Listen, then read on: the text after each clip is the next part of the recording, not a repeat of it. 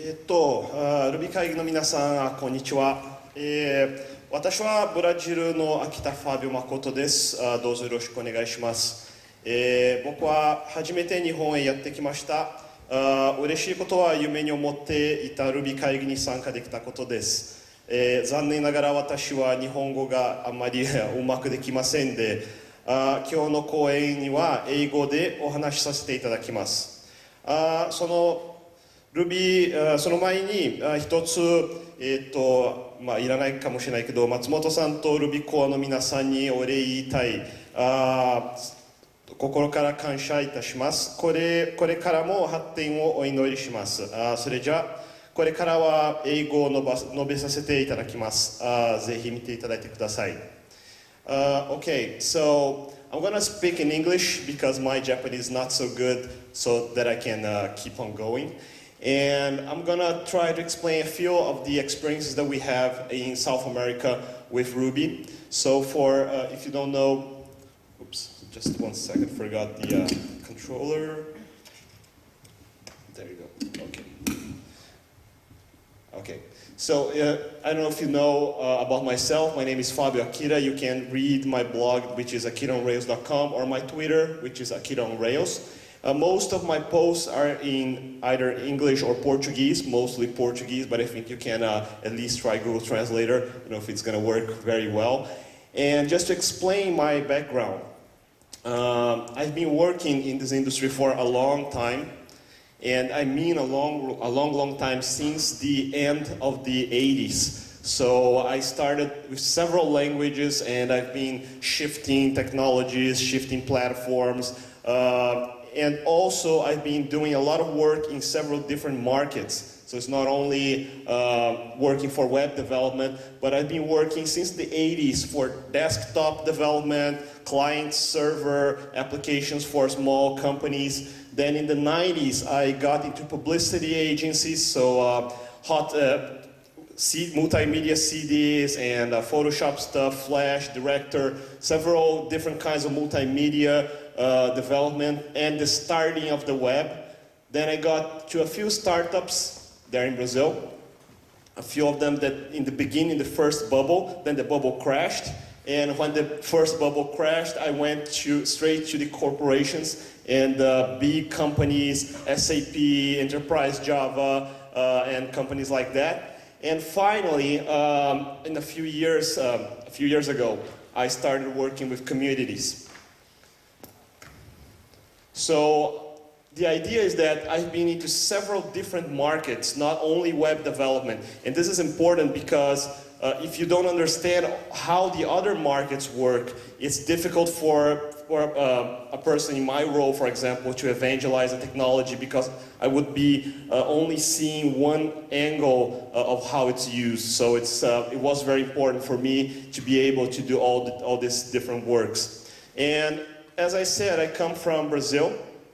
I don't know if you're aware of my country. It's in South America, the largest country there in South America. And when you hear about Brazil, you probably remember pictures like this: the Amazon forest.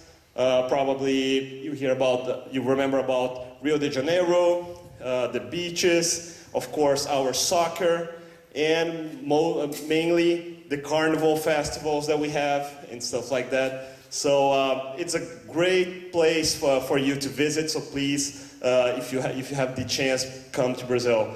But the other aspect that most people usually don't think about is that, yes, we also have a market there. So we have a lot of people working, lots of projects, lots of technologies.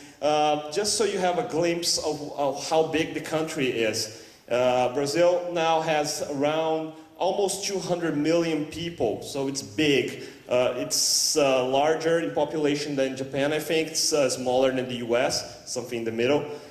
And our GDP is around $2.5 trillion, which is almost half of the Japan GDP. And the IT investments, the technology investments, is around 50 billion. I think last year was something around this. And how is this? What's the breakdown of this?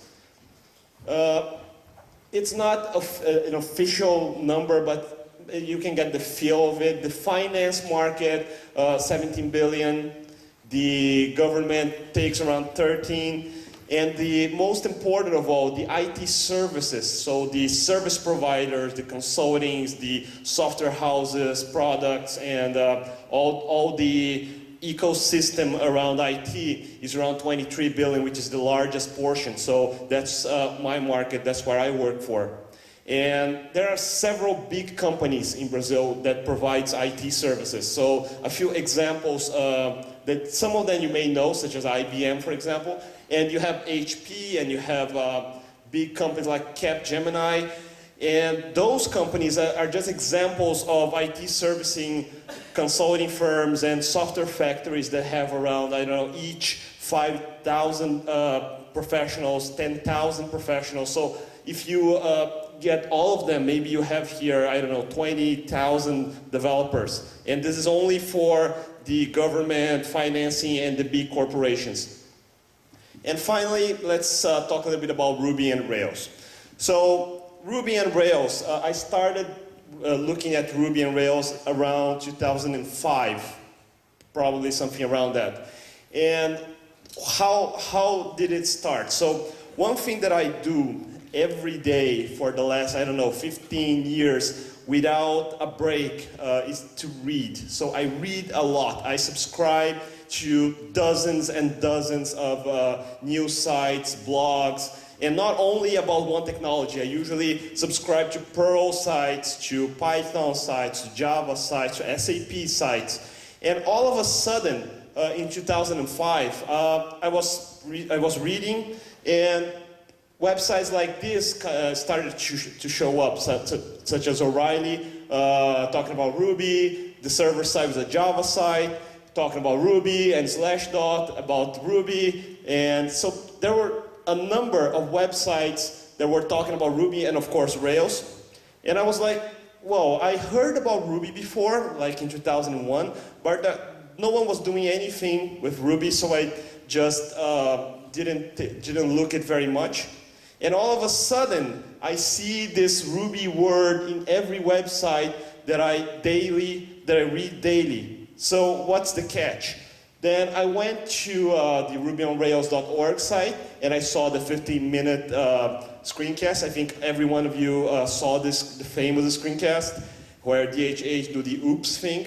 And one thing that you may not know is that this demo was actually showed in Brazil first in 2005. We have a big conference there called Fizzly. Open source in Brazil is huge, so the government supports open source, several companies use it, and one of the largest open source conferences in the world is Fizzly, which is in the south of Brazil, and DHH was actually invited to talk there. The funny thing, I was not there, the funny thing that people tells me is that there were no Rubies back then in 2005, so the audience was only Python guys that were lost in the corridors that people just catch and see this thing called Ruby, Rails, and they were like, oh, what the hell, and no problem. So DHH came, he went, and he created this video screencast, and after that is that Rails actually caught up and people were excited about it.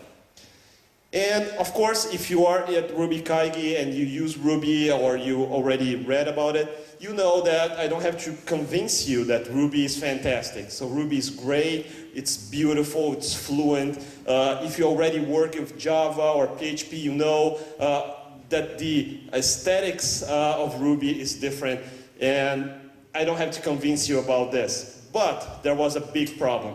Like Aaron Patterson said, Ruby ruined my life back then, because, for me too, I think everyone thought about that, because once you know Ruby, you can't go back.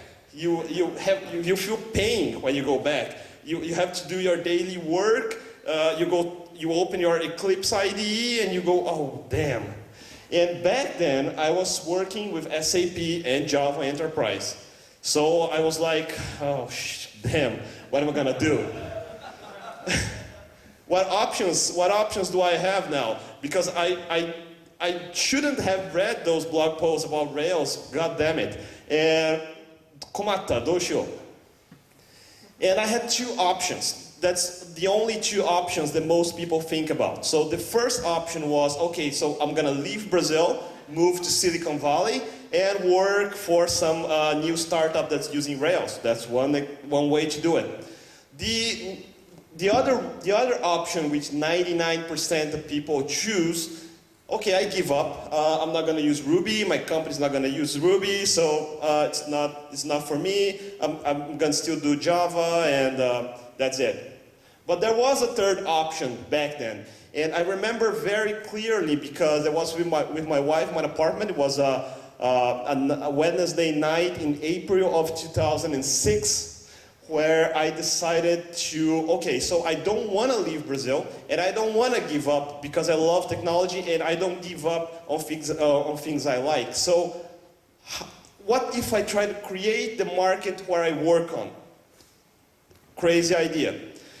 And I was researching, there was no Ruby community back then, but there were some efforts of some people trying to evangelize Ruby back then. I was not the first one. So sometimes people confuse that, but I was not the first Rubies. There were several other people that was using Ruby, that were writing about it, but it was not getting traction. So a few examples. Eustáquio, which is we know him as Stack. He wrote the first Ruby book back in 2006. That was the language book. Then shortly after that, Ronaldo Ferraz, which is another friend of ours. He wrote the first PDF tutorial on Rails in Portuguese. Rony and Adriano created the first forum for Ruby in Brazil, which was rubyonbr.org. And finally, Rodrigo, he created the first mailing list for Rails, which was Rails-BR, that now have around 2,000 members, but back then was a lot less. And they were all trying to use Ruby in their works. They were not being very successful. The message was not getting through. So it was still not enough. And why it was not enough? And one thing that I noticed back then is that it was, like many other open source evangelisms, it's usually a hacker-to-hacker proposition. So it's usually a developer saying to another developer, oh, Ruby is nice, you should use it, you will like it.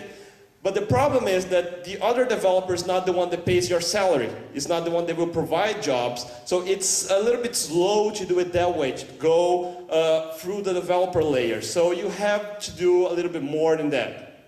And one thing that I talk about, I don't talk only about Ruby in Brazil, I talk about several other subjects, and one thing that I like to do is study a lot, so not only about programming. This is one pro tip for you guys, if you don't do it. Don't just study programming, study every other field that that's available, such as marketing, business, economy, psychology, biology, physics, whatever. Every single field have a lot of knowledge that's available for you to grasp, to read, and to understand. And psychology and marketing made a huge difference for me. And one thing that I realized that would be a huge selling point was to explain to people what's commoditization. So what's a commodity? And think about this. What's a commodity? Commodity, for example, juice, rice, any agriculture, food, stuff that's the same no matter what's the vendor, what's the producer. You can just choose anyone, and you're usually going to choose by who's cheaper, who has the cheapest price, something like this. You go to the combini, and any product that you get, it's an okay product. There's no product here that's going to make you sick. Okay, it may taste not that good, but not make you sick. And programming, it's becoming a commodity. So a programmer per se is a commodity nowadays. So from the point of view of the company that hires you, you are a commodity. So whenever people say, I'm going to do Java, I'm going to study Java, or I'm going to study .NET, or I'm going to study PHP, and you ask the guy, why are you going to do that? And he's going to answer, because everybody else is doing. And I say, stupid. You are putting yourself in a position of a commodity. Because what defines a commodity? Everyone does the same thing. The only thing that matters now is the price. And if you just keep growing this, you are going to gain less and less, not more and more. That's not how you make a career. And in Brazil, there's a huge history of dictatorship, big companies, really big companies where you would start and end your life in that same company. The people in Brazil usually like stability, they like a long career in the same place, doing the same thing for years and years.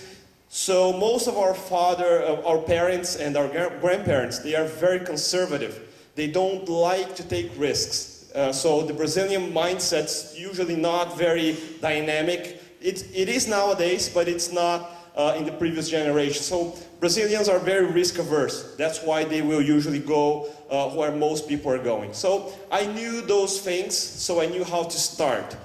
And then I started writing a blog. It was once called Balance on Rails because I worked for a company called Balance, but then I changed that and it became the AkitaOnRails.com blog, where I've been blogging for 4 or 5 years straight without stopping. And I don't only talk again about Ruby. I do a lot of these explanations about the market, the economy, how people think, how professionals should create their careers, how they should grow them. And another thing that was very important, whenever you have a hacker-to-hacker conversation, it usually goes something like this. So my language is faster than yours, or my language has X features that yours don't have, or my language can do, I don't know, it scales better than yours. So it goes something like this. And usually people have this image in their heads. So I'm gonna use Ruby because Java is bad. So Java is old, Java is, it's that thing that makes you ill when you type, and they have those brackets and stuff like that. And what I say is that this is the wrong way of evangelizing. It's the wrong way. You never should do that. So this is one thing that I make myself very clear in Brazil. Since the beginning, every time I see a newbie coming by and say, oh, I do Ruby because Java sucks. And I say, kid, you have no idea what you're talking about. Because you never should think you're successful because of the other guy's failure. That's the wrong way of evangelizing anything. So you should use Ruby because of its positive aspects, not because the other guy's negative aspects. So this is one point that was very important. And it made possible for other communities to embrace Ruby. So there are people in Brazil that still work with Java primarily, or .NET, or PHP, or Python, and they do Ruby because they don't have this notion that you can only use one language. And this is important. So the main points for Ruby, what was great about Ruby when Rails came out? First of all was differentiation. So we were talking about commodity. The opposite of commodity is to be different. The agile mindset was getting stronger and stronger, so it was a huge selling point for corporations. In Brazil, it's huge right now. And entrepreneurship, people that want to start their own companies, that want to create their own products. And this is the opposite of the points that people don't like nowadays. So commoditization of the profession, the career, the waterfall mindset that bugs many people, and the mindset of employmentship where you want a stable career, which don't exist nowadays, just an illusion. Another thing that I did right in the beginning, and it was on purpose, is that I didn't translate, let's say, a Ruby tutorial or a Rails tutorial. The first thing that I did was to translate the Getting Real book. It's not that this is a perfect book or something like that, but this was a huge selling point for a value-added proposition of not only evangelizing technology, but also this way of thinking of creating products, of opening your own companies, becoming independent. So the Getting Real book was important because it shifted the hacker-to-hacker conversation to a hacker-to-business conversation. And I think we were the first to translate this, then other languages followed, but the Portuguese BR was made by a group of Brazilians. The other thing was that I wrote the first Rails book, but this was important because from a hacker-to-hacker conversation, you don't have to have a book. You just hand them a PDF or a text file or something like that, but the people that are not hackers don't understand that. And I took 2 months to write it. I didn't know Rails well enough at the time, so the way I wrote the book was reading the source code and writing at the same time. So when I finished writing the book, I finished reading the source code of Rails. Therefore, I finished understanding how it worked. So it was important that I was using other technologies before, so because it was not that different. The concepts are the same. It's just the code that are wrote in a different way. But the other thing that was important is that the goal was not to make money out of the book. The book was only to have something physical that people that are not programmers could relate and touch and see and think, oh, someone think that this is important enough to take time to write and publish a book. So maybe I could see it for 5 minutes, who knows. But it was an important starting point for some companies to have something to refer to. Then I did work for an offshore company called SurgeWorks, a Utah consulting. Because of the work I've been doing, the blogs and the book, they heard about me and they invited me to work. I didn't have to move to the US, I could work from Brazil. It was an offshore thing. So I went there and I started a group of programmers in Brazil working for SurgeWorks. It was also important to show, when you evangelize, you can't just state that things work. You have to show that things work. So I had to show them that freelancers, the freelancing stuff could work. So offshore outsourcing was an option for me. And I did work for SurgeWorks for around a year in 2007. And by the end of 2007, I decided to do a small conference, a small event. It was RejectConf in São Paulo back in 2007. And I was very surprised that so many people actually showed up. I was expecting maybe half a dozen people or 10 people. All of a sudden there were like 80 people. And I was, okay, so there were people coming from several states actually. They got a plane, they flew to São Paulo. So that something was going on that was worthwhile. And it was a good measurement of what was the stage of the Ruby and Rails development in Brazil. And I could know people, and networking started there. After that, I decided that in the next year that I wanted a conference big enough to have hundreds of people. I didn't know if there were hundreds of people available in Brazil to come to a conference like that, but I only knew that I wanted to do it. The problem is that I didn't have great volunteers like you have here in Japan to organize a conference, so I had to go after a company that could organize that with me. So I knocked at the door of LocalWeb, which is one of the largest web hostings in Brazil. And by coincidence, their CEO was already interested in Rails, so he was looking for me. So we actually, I sent him an email. He at the same time was sending me an email. So it was like a funny conversation, like, are you replying to my email or what?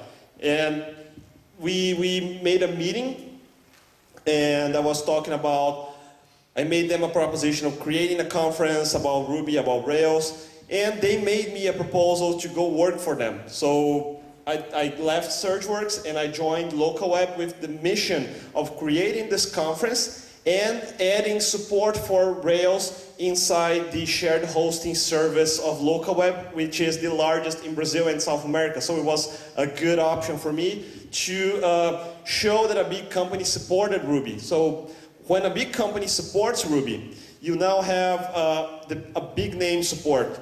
So developers that have fears that no one uses it, so all of a sudden they see a big company talking about Ruby, talking about Rails, saying that they are committed, saying that they they have support for it, that they're gonna help them build their products. So this was a big turning point. And this is when what I call the popularization process really began. Because now you had somewhere to host your applications. You did this 15-minute blog thing. Now you had local app to host and show people that it worked. And I joined local app in June of 2008. And in the same week, I went to Portland for RailsConf 2007 with the mission of recruiting people to come to Brazil and talk. So I met several people there that you may all know, like Tom that's here, Charlie, the passenger guys, Obi from HashRocket, and several other guys, like the Heroku guys back in the beginning, before Heroku was well known, Chris from GitHub. And this was important because I tweeted to them, I'd send messages, I emailed them, but it's different to have a face-to-face conversation. So for the first time, they had a face that they could relate to. This was something that I knew was important. And I was able to invite a lot of them to come to Brazil to talk in a Brazilian conference, which was called the Rails Summit Latin America. And we invited people from all other countries in South America to come to Brazil and get to know what the community was doing. So Rails Summit was born in 2008, and it was a big conference. More people than I thought actually showed up, like 550 people. It was a huge conference, and it was much larger than the 50, 80 people that we had in the previous year. And I were able to bring several of those names that I just showed you, like Chad Fowler, the Fusion guys, Obi, and several. I think we had like 24 speakers in 2 days with 2 parallel tracks. It was a big conference. It was a landmark event, and this was also important because now people not only had a big company supporting services for Rails, now we had a big conference with developers showing up. Now people could see that something was going on. They couldn't ignore it anymore. Now magazines were starting to talk about Rails. People were just, there were no developer in Brazil that never heard about Ruby. They couldn't say, oh, I never heard about it. And after that, in 2008, in 2009, 2010, I traveled a lot. And I mean a lot, to several conferences to talk about Ruby, to talk about Rails, to colleges, to technology conferences in several states, not only in my state in São Paulo. So in 3 years, I actually visited a lot of places. Just so you understand, Japan would be something like this small stripe here. Really, it's where it's written Rio de Janeiro. It's a little bit smaller actually, I think. So you can see that it was huge. And I think I did around 80 presentations in 3 years, almost 100 actually. I lost count last year. And another thing that I made, it was important for me to make sure was to talk not only in tech conferences, not only to hackers, but also for companies, also for professionals, now hackers, and also students that were getting out of college, and they could be professionals using Ruby, using Rails in 3 years, 2 years, something like this. So I tried to cover every aspect of conferences and professionals that could use Ruby and Rails. Then the next year, 2009, we repeated Rails Summit again, so it was big as well. And the next year, 2010, we changed the name of Rails Summit to another one. Let me show you.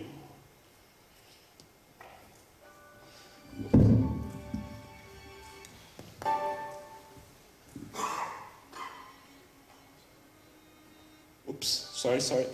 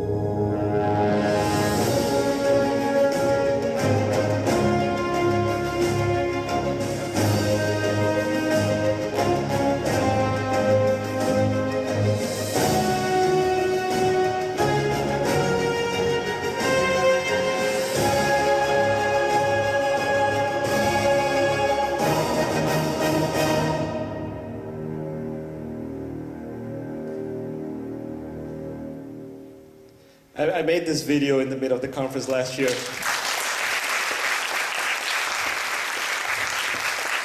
So with the success of Rails Summit, oh shit, I only have 2 minutes. Okay, let's start to run.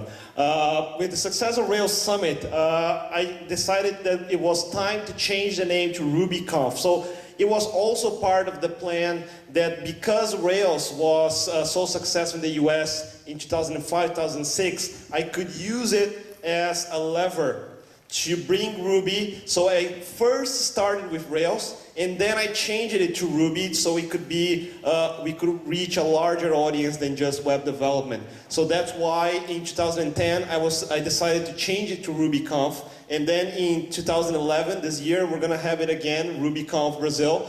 And now it's a Ruby-focused conference. Of course, we have Rails because it's big, but now we can have other talks, not only about the Ruby, the language, but also other new technologies, such as in the same conference at RubyConf, we had Node.js, for example. We had iPhone development. We had integration with those technologies, and several of the big names that you well known were at RubyConf as well. And this year, I'm going to invite you guys to visit Brazil and maybe go to RubyConf Brazil November 3 and 4. And one last thing that was important for me is to never allow a centralized association. Associations in Brazil have a different meaning than in other countries. When you have an association or a big organization, some organization that holds the Ruby or the Rails name or something like that, they usually want to control everything. So I never wanted to do that. I will never do that. And I will also oppose very strongly anyone that tries to do that in Brazil, because I want the local communities to do their own work without having to go through some main channel of communication that allows or disallows something to happen. And in Brazil, now we have the conference, for instance, Rails Summit in São Paulo, but we also have several other conferences and user groups going on in several parts of the country at the same time without any centralized coordination, which is kind of the same philosophy as GitHub, for example. It's a distributed network of communities, and they do local things that make sense for them, that don't make sense for us here in the South, or stuff like that. And now we have several different communities spread out over the country, and not only that, but several other conferences that are not Ruby related are now putting Ruby in their schedules, in their programs. It kind of became, it's not optional anymore to not talk about Ruby. Every single conference that talks about technology in Brazil, they have at least a small slot, usually a whole track, to talk about Ruby. So now we were able to make a pressure big enough that no other developer could ignore. And we created lots of companies there in Brazil as well. One example in São Paulo is Plataforma Tech. You may know them because of José Valim, who is a Rails committer, and also the creator of the device gem for Rails for authentication. They have inherited resources, they have responders, they have several other gems that are well known. And outside of Brazil, in South America, we also have other companies, such as in Uruguay. We have this company called YWorks. And you may know them because of Santiago Pastorino, who is also a Rails committer. And just so you understand where they stand, both of them are between the top 5 committers of Rails since 2009 and 2010. And we have big companies supporting Ruby, such as LocalWeb that I just mentioned. And another big example is the Abril Publishing Company. They are a huge corporation. They have more than 28 million readers. They have several dozens of publications, magazines and stuff, and other publications. They are worth, I think, $2 billion in net revenue. So it's a big company. They changed their entire foundation to be a Rails foundation. So every single website for all their magazines are going to be made with Ruby. They are using Sinatra, they are using several other gems, they are using MongoDB as their databases. So it's huge there. And the Abril group alone, they have to hire at least 5 different consulting firms to be able to provide them services, because no single company can provide them services. And the last thing, I work for a company now that's called Gonow. It's a consulting company in São Paulo. And I brought some numbers just to give an example what we were able to accomplish. And as I said, as an evangelist, I want to show people how to do business with Ruby. So I joined them because I could do just that. And a year ago when I joined them, they had 4 people doing Ruby, and they didn't have any revenue. And after a year of work, of really hard work, today we have only in the Ruby division almost 18 people that's worth $1 million in revenue a year. So in a year we were able to do this in one small company alone. Gonow has less than 100 people total. This is only the Ruby and mobile development department. And we were able to bring in a year, with not so much investment or anything big, just normal business, we're able to grow very fast. And to close this session, the idea of evangelism, I think, is not just to say, use Ruby because it's great, use Ruby because it has closures, to use Ruby because, I don't know, it doesn't have brackets. You have to make them understand the value. And the value comes from businesses, and businesses are the ones that pays your salary. So you have to pay attention to them, not only convince developers, not only suppose and assume that people are going to join just because it feels good. You have to clear out the fear, you have to clear out the doubts, and you have to show them how to do business so you can eliminate those side effects. I think that's the idea of this conversation. I don't have much time to detail more. So thank you very much for coming, and if you have any questions, I'll be available for the rest of the day. I don't think we're going to have time today, but thank you very much.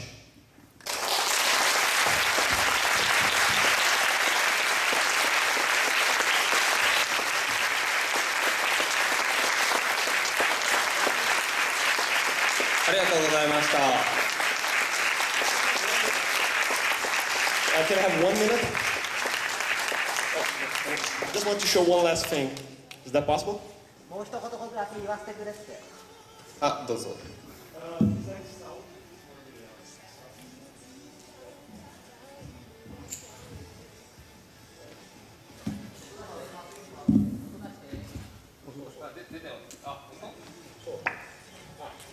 どうも。There's another thing that I usually show people there in Brazil, because I just said that Brazilians are risk averse. I know that usually Nihonjin are also risk averse, because at least for my community there in Brazil, people don't take risks like Americans do. And we could do a whole session explaining this, but there's just one video that I roll out at the end of every talk that I do in Brazil recently to show this little aspect. So the translation of the video that I'm going to show was done with Google Translate, so it's probably very bad, so forgive me about this, and if you can, just listen to the English speaking.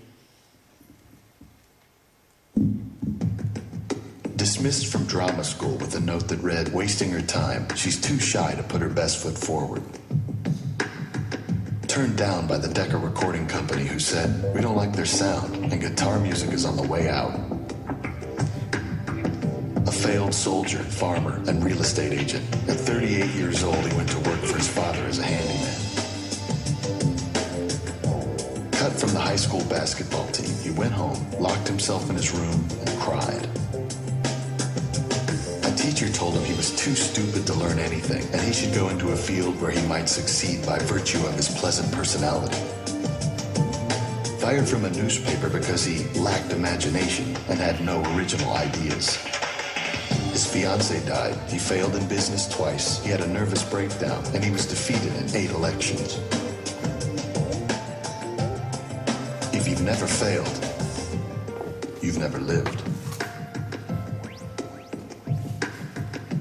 people don't like to take risks, and I never thought of what I was doing as a risky thing. It was risky, of course, because I was giving up a career, but that path brought me here to Japan today to talk to you about this, and I hope a little bit of this can translate to you and inspire you to do a little bit of the same and spread the word, not only that Ruby is great, but that the developer career is good, that doing programming is great, and that doing great products and great businesses are the best way to create a great life and a great career. Of course, all of these things are risky, but without risky, we can do anything. So thank you very much for coming. Domo arigatou gozaimashita.